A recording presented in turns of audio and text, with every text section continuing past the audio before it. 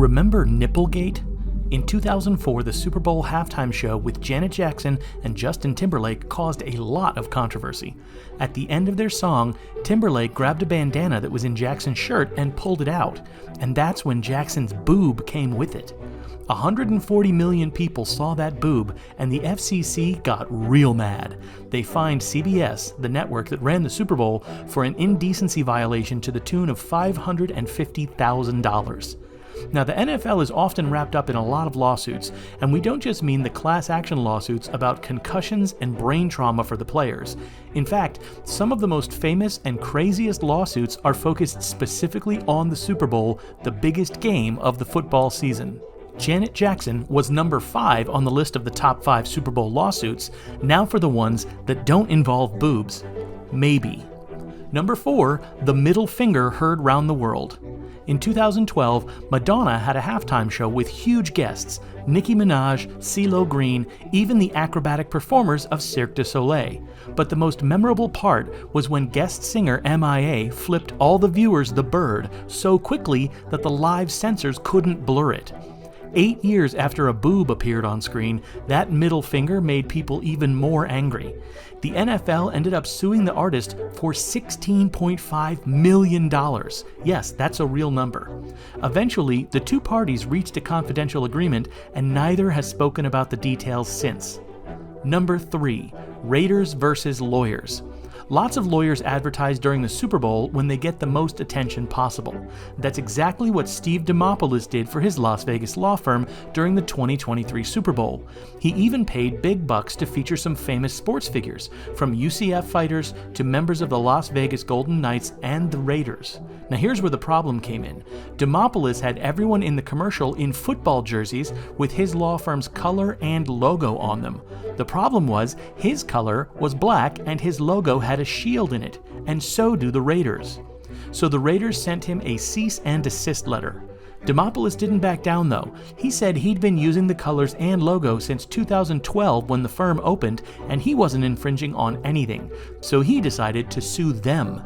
In the end, the case was dismissed 6 months after it was filed, everyone paid their own legal fees, and they all lived to play another day. Number 2, the NFL player ticket scam.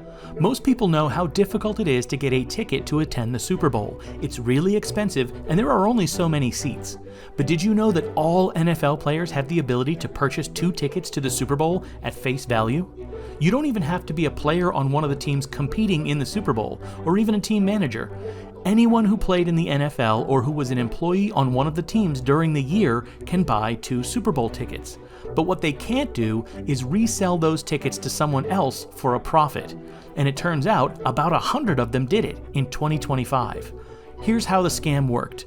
The players and team employees had taken their legally purchased tickets and then sold them to bundlers, people who worked to resell those tickets for more than face value.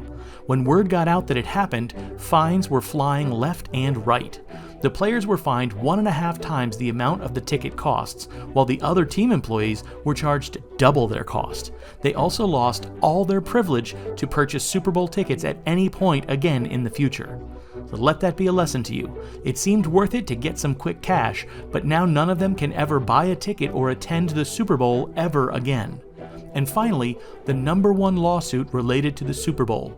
This is a surprising one because no one sued the NFL, the network that aired it, a single player, or even anyone who appeared during the show. This lawsuit came from a musician who sued a music label. That's right, we're talking about Drake. The beef between Drake and Kendrick Lamar is a modern epic battle that played out through musical tracks and on social media. Kendrick went after Drake and took no prisoners, making clear reference to Drake's potentially inappropriate interest and connection to teenagers who were not at the legal age of consent. But unlike most hip-hop battles, this one left the studio and the street and ended up in the courtroom. Drake sued Universal Music Group, accusing them of approving and perpetrating a campaign smearing Drake's name in order to profit off the controversy. Now that by itself is crazy, but then Drake dragged in the NFL. Kendrick Lamar was the halftime performer at the 2025 Super Bowl, where he performed Not Like Us, the song Drake was suing UMG over.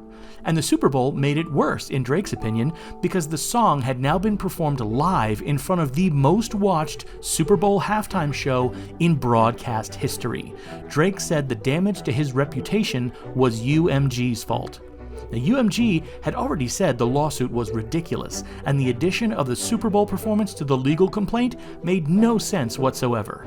And you do have to wonder, if Drake is mad about what Kendrick is saying about him, why is he not suing Kendrick? But in the end, the NFL was probably just happy that they were not the ones that were in the crossfire for once.